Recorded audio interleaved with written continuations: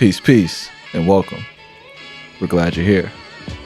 This is the Cook on Monday Morning podcast. I am here with the top law enforcement officer in the great city of San Francisco, the defier of all political odds, the man with the plan, the people's champion, Mr. Boudin. Yeah, you got it. Okay. Boudin.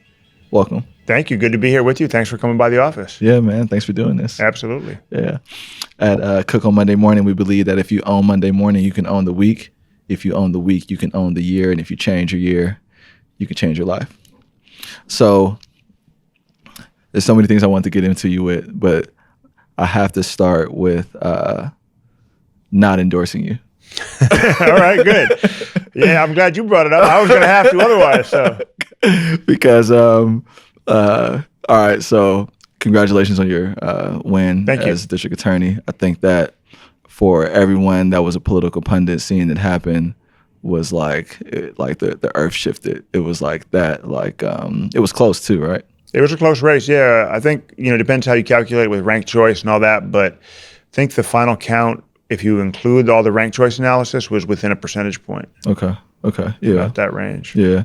And so as a part of like being on the school where people asked me to sit down with them to get my endorsement, and when I heard about your story, and we talked about this, it was like I'd always wanted an opportunity to say, like, F the DA's office.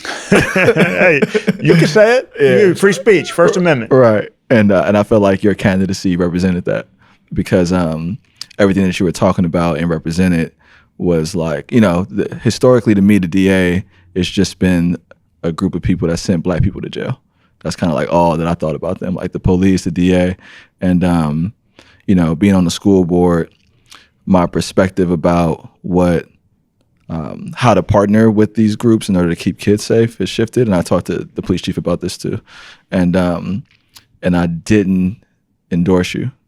And I remember. Yeah. I remember. And I should do this quickly because I don't have that much time with you. So I just want to say this, like, it was the hardest endorsement I've ever had to make. And I don't think I've told you this in person, but usually it's quick for me. I can decide within like an hour. I kind of know it before I sit down with the person. And it took me like 2 months to make a decision. I remember because we had a lot of people, you and I sat down, we had a good conversation, and a lot of people we have in common were leaning on you heavy to get on my side. And I remember when I got a text from you, I think, saying, hey, it was a really difficult decision. I'm sorry, it's just the way I'm going to go. And I was really surprised because I felt that we had a lot of values in common. I felt we had a good connection when we sat down to talk. I know we did. It wasn't just how I felt. So I was disappointed not to get your support, and I'm really glad that I didn't need it in the end. There you go. That's exactly what happened. Because like Fernando and Cinco Marquez, who's a close friend of mine, and Kamel, they pushed me tough, and I respect those guys a lot. Yeah, Kamel's dad was in prison with my dad. Yeah, did a lot of time together. I visited his dad many times with his dad's wife. More than with Kamel, but his wife used to visit a lot, and we ended up on a lot of overnight visits together when I was a kid. So I got to know Kamel's dad fairly well. Mm-hmm. Yeah. Well, needless to say, I really want you to succeed. I appreciate that. And when I told you that I wouldn't support you, you said, no problem. I look forward to working together once I win. And now you won. And here we are. And here we are. Well, and you were gracious enough to do this, so I really appreciate it. My pleasure. I talked about sort of like you overcoming a lot of odds to win that race. Like, how would you explain what happened? Do you agree with that or no? Absolutely. Just to set the stage for folks who didn't follow closely, it was a four-way race. It was the first time in over 100 years there's no incumbent on the ballot for the San Francisco district attorney, and I was the last candidate to get in the race. The other three people I ran against were all in the race. One of them had over $160,000 in the bank when I started.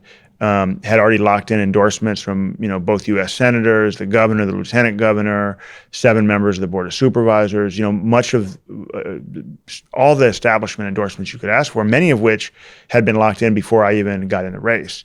So I got in knowing it was going to be an uphill battle, and mind you, I was never someone who was involved in politics in that way. I was never on the school board. I never ran for office. I was never on the DCCC. I was never a legislative aide or, a staffer for someone in Congress. I never did any of the things that so many folks we see running for office did as a training ground, as a networking opportunity, as a professional development thing. I did the work. I was a public defender.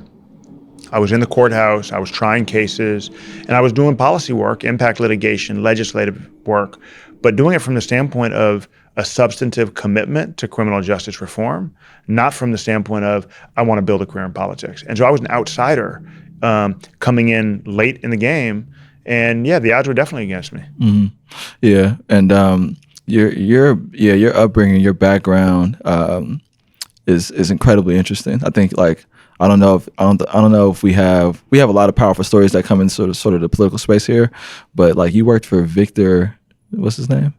Hugo Chavez? Oh, well, people say that a lot. I didn't actually work for him. Oh, okay. That's one of those commonly repeated, right? One of those commonly repeated. I did, so I was a Rhodes Scholar after college at Oxford. Yeah, I was really honored to receive the scholarship, and it's a great network of people, a really amazing educational opportunity. Did 2 master's degrees at Oxford. And in between those 2 master's degrees, I took a year and I went to Venezuela and I did research in Venezuela. Okay. And I was embedded in the presidential palace of Hugo Chavez, the then president of Venezuela. And I did research and writing as an independent freelance journalist and as an academic, looking at his government, looking at its relationship with the United States in particular, its use of oil in foreign policy to undermine U.S. interests. I wrote a master's thesis at Oxford about it the next year, wrote a couple books.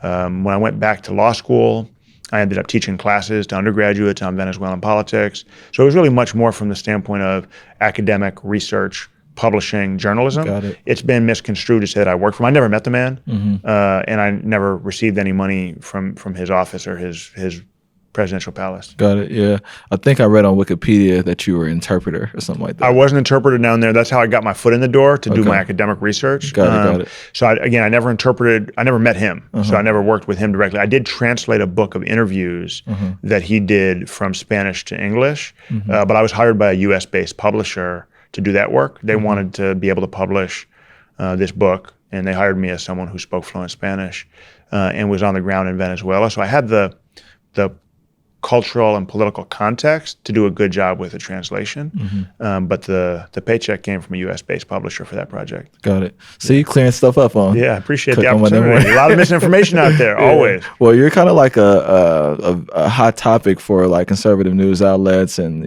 and the local media.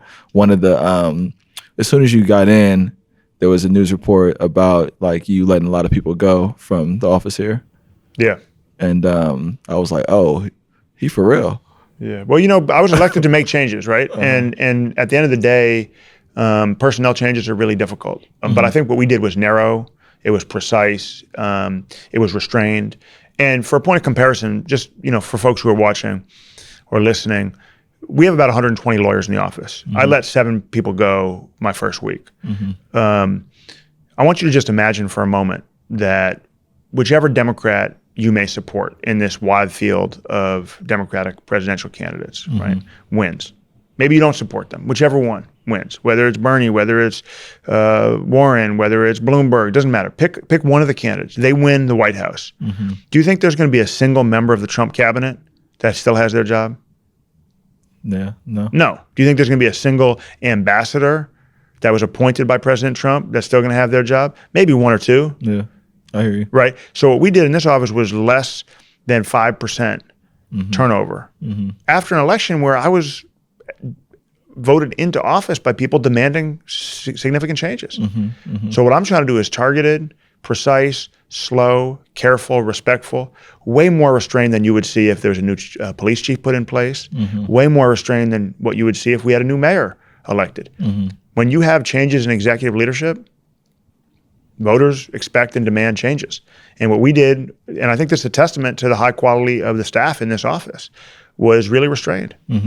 Yeah. Well, I mean, as a casual bystander, I imagine you got some pushback for that. But as a bystander, that's the message that is sent, that you were coming in to and there was going to be a new way of doing things here. At least that's reading. And that's right, and that is right, and that is the message. I mean, I think from the whole campaign that we're going to do things differently. We're going to hire new people. We're going to have a different approach. One that puts victims first.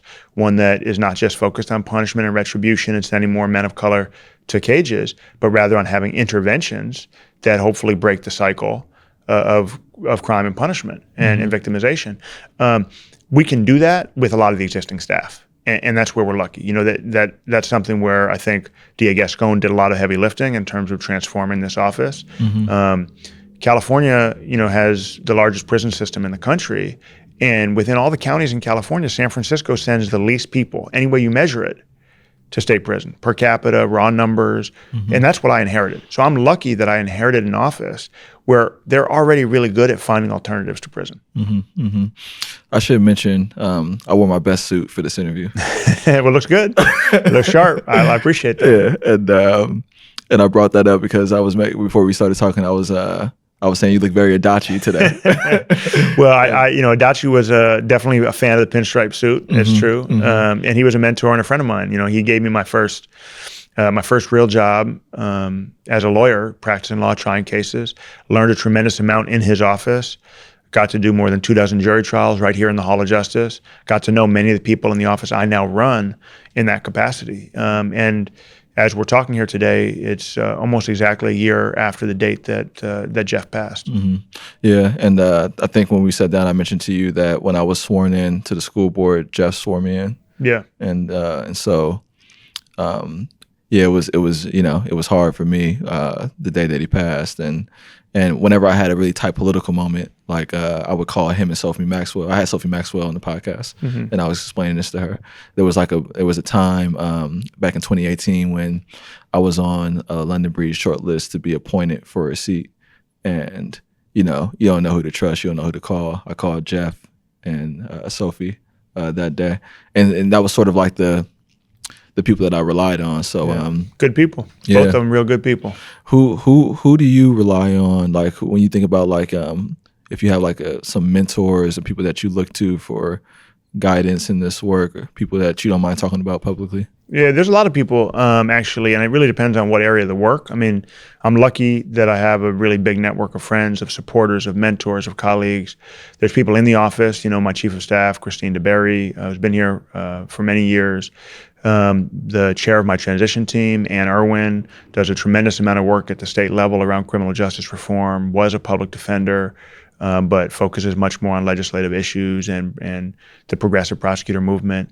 At the national level, I'm really lucky to be able to call on people in my same situation, who were elected as district attorneys in other jurisdictions on a mandate for real systemic change. People like Larry Krasner in Philadelphia, Rachel Rollins in Boston, Kim Fox in Chicago, and more, are all people who, reach out. I reach out to them regularly for advice about particular issues. Sean King is another person who I'm in close contact with. And those are just people kind of in this immediate direct work, but if you go another level out in terms of broader life guidance, people I go all the way back with, friends, family, who I've been close with for decades, help give me guidance.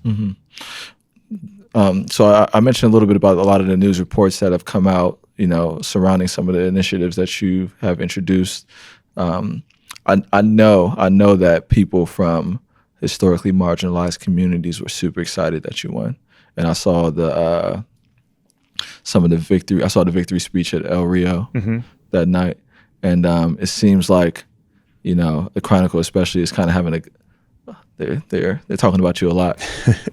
Do you think that the city? How do you think the city is embracing your leadership thus far, based on some of the things that you've done? As we're talking today, I've only been in office about 45 days. It's early. I think what we see is not a surprise. We see a lot of folks who opposed me during the campaign before I even took office, already starting to lay the groundwork to undermine me. So I heard stories before I'd even taken office of, individual police officers saying to crime victims who call the police, "We're not going to bother making an arrest because of this new DA." And they're like, but he hasn't even taken office yet. And they're already, that narrative is already out there. And we see some of the same attacks in op-eds that were published in the Examiner and some of the coverage in the Chronicle, really laying the groundwork for and fomenting resistance to the changes that I was elected to implement.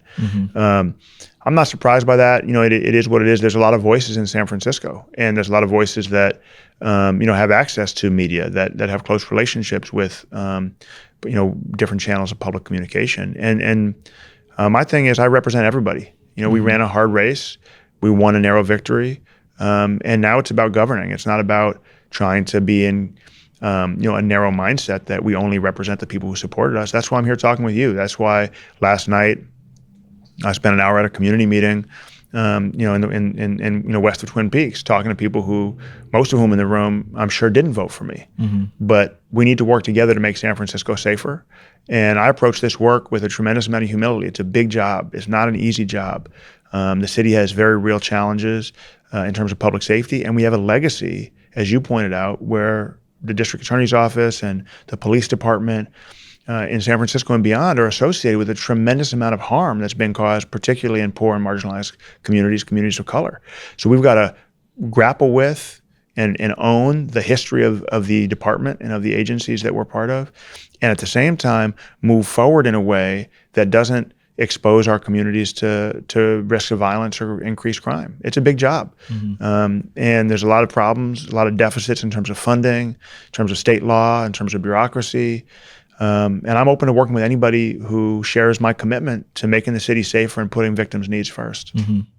So a safer San Francisco in year one, what would that look like for you? So I think we need to, think broadly about how we understand public safety. I think one of the problems with a traditional tough on crime approach is that it is really short-sighted. It fails to think about long-term consequences. It fails to think about the ways in which our failure to support and protect victims then leads in many instances those people to end up getting arrested and prosecuted down the line. So, for example, as a public defender, I represented over 1,000 individuals who were charged with crimes, and almost every single one of those people had themselves been a victim of crime at some point. Many of them, especially the women, had been victims of violent crime, of domestic violence, of sexual assault, of trafficking of various kinds.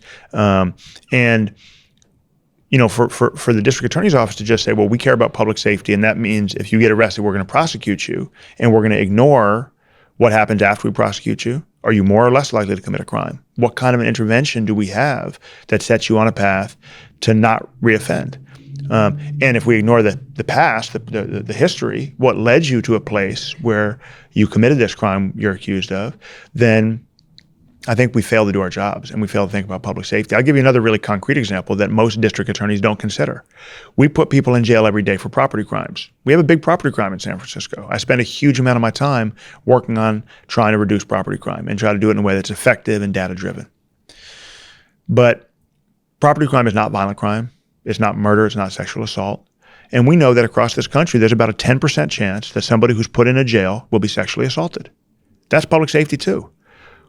We represent the people, all of the people. That means the people in the jail, it means the people west of Twin Peaks, it means the people east of Twin Peaks, it means the people in Bayview, Mission, Sunset. We represent everybody. The people who are victims, the people who are accused of crimes, and we've got to make sure that our interventions are actually reducing crime in the future, not increasing it. All too often, people demand tough on crime policies without any indication or empirical data or evidence to show that those tough on crime policies actually make us safer. I got a chance to tour the county jails like a year ago through the sheriff's office, and they took me up to D Block on the top floor of 850, which is not a pleasant place. No, it's not. It's a very, very scary place. And like a lot of guys packed into small rooms, no place to sit down, walking around and awaiting trial for, years at a time. What does the DA's office, if anything, have to do with them waiting for trial?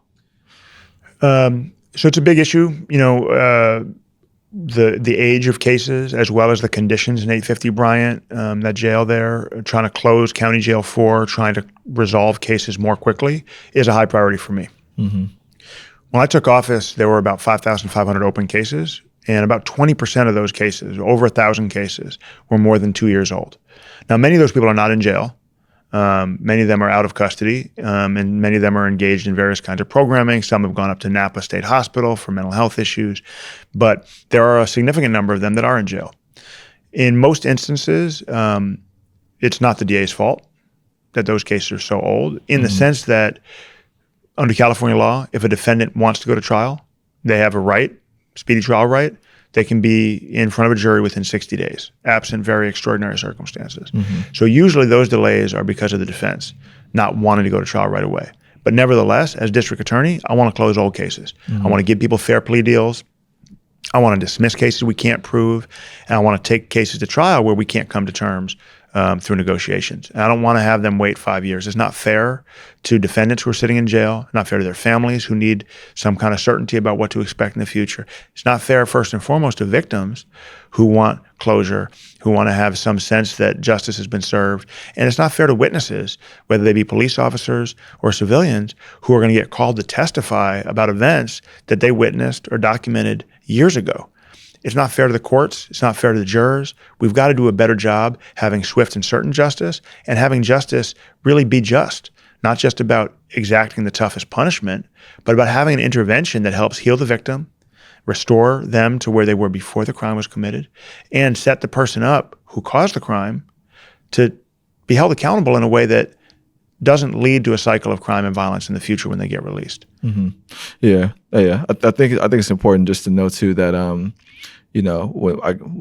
people, their sensibilities may be a little off when I say like jail is a scary place. Like, it's not supposed to be like a pleasant, like fun place. But when you look at the difference between the way that the pods are set up versus the way that cell block is set up, it's like night and day in terms of the conditions that some of the guys like behind bars are in. And the idea that, the reason that I went, because I was thinking about the impact of kids with incarcerated parents, right?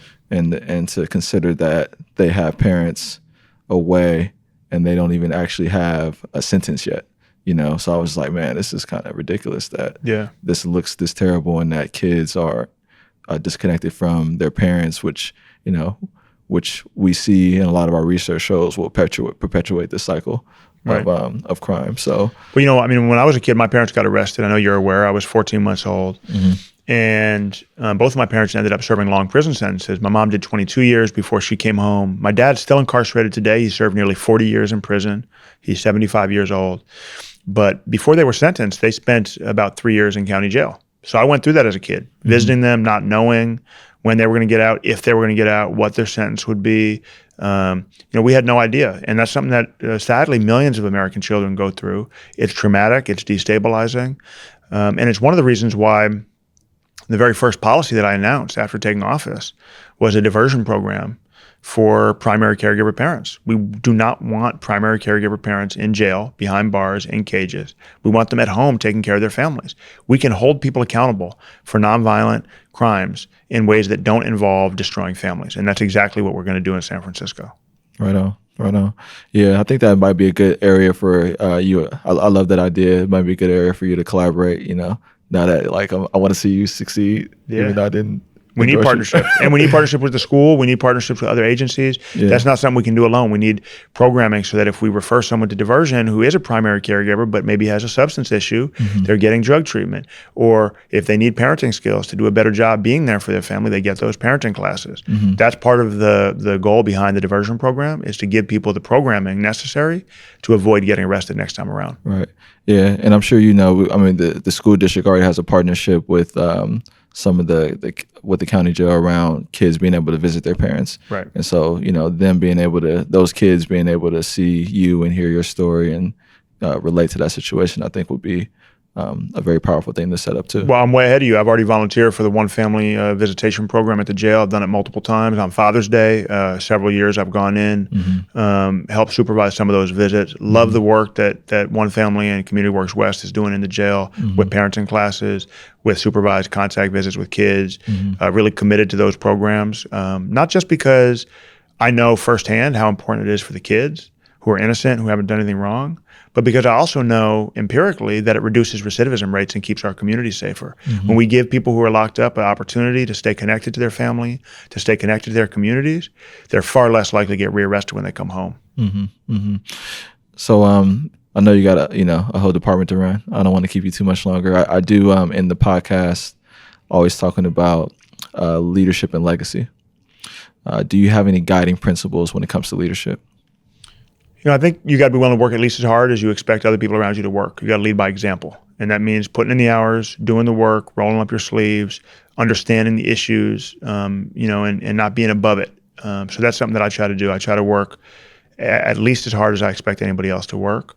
And I try to be accessible to staff and to community to make sure that I'm hearing firsthand, what the issues are as much as possible. And that, I don't just allow filters to prevent information that's important to get to me.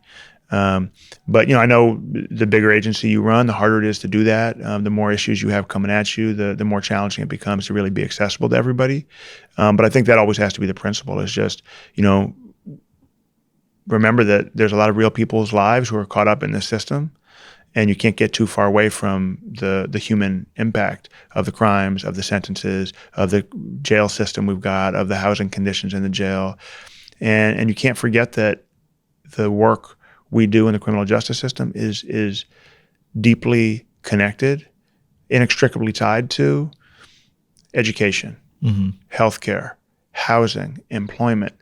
We can't solve the problems that land on our plate if we're not also paying attention to those other areas. Yeah, and legacy. So I named my company after my great grandfather, Luther Harris. It's called the Luther Harris Holding Company. He moved to San Francisco in 1947 with a 6th grade education and bought homes for him and all of his family. His legacy is important to me. And so how do you think about legacy, and how do you think about your legacy? I'm only 45 days in, so I'm really focused on trying to do a good job and accelerating the learning curve for all that I have to learn and take on in this new role. But long term, I want to leave San Francisco safer than I found it. And safety is a complicated thing to define. It's not just about arrest rates or conviction rates or crime rates even, right? I want to see less racial disparities in the criminal justice system. I want to see less people locked up. I want to see more diverse mechanisms for holding people accountable who do commit crime. So we're not simply relying on cages and handcuffs and prison sentences, but also restorative justice. I want to give every victim of every crime the right to be heard and to have a process where they can sit down, if they choose to, with people who cause them harm. And we can work things out as mature adults where we're not focused on vengeance, but we're focused on healing and prevention. And that's something that's not just a big lift in terms of this office and how it's set up, but it's also a big lift in terms of the culture and what people expect and demand from the district attorney's office. I would love it if 4 years from now, 8 years from now, whenever it is that I move on to the next thing, we as a community, we as a city are more focused on dedicating resources to healing and supporting victims and to preventing future crimes than we are to narrowly punishing people who we've arrested. Thank you, Mr. DA. My pleasure. Good to see you. Appreciate your time. Thanks for coming on. I appreciate you. I'll see you again. Yeah. Peace, and thank you for listening to another episode of Cook on Monday Morning. I really like to thank our district attorney, Chesa Boudin, for coming on the podcast. He has a really incredible story. It is undoubtedly inspiring, and he went through a hard political battle. He came out victorious, and I own the fact that I didn't support him. It was hard for me in that political decision, but I want him to succeed, and I want someone that has a background like him to achieve positions like the one that he's achieved and commit themselves to serving our city. So, Mr. Boudin, congratulations. Thank you for giving up your busy schedule to sit down and talk with me about law enforcement. Throughout the month of March, we will be talking to leaders that have something to do with public safety and law enforcement and keeping our streets safe. Please let me know what you think about the discussions, what your opinions are about public safety in the city. I'd love to continue to build with you around how to create better solutions to improve our city and the city that we love. So I'd like to thank Chesa. I'd like to thank you for reaching out about your concerns. I'd like to thank the people that made this podcast possible. David Topete, our videographer, producer. Thank you, sir. I'd like to thank Fernando Cinco Marquez for the editing that he does of the newsletter. I'd like to thank Icy House for providing the mics for the show. I'd like to thank the people that make San Francisco the beautiful, incredible city that it is. Those are our teachers, our school lunch workers, our custodians. They are our first responders, people that keep our streets safe, people that keep our streets clean.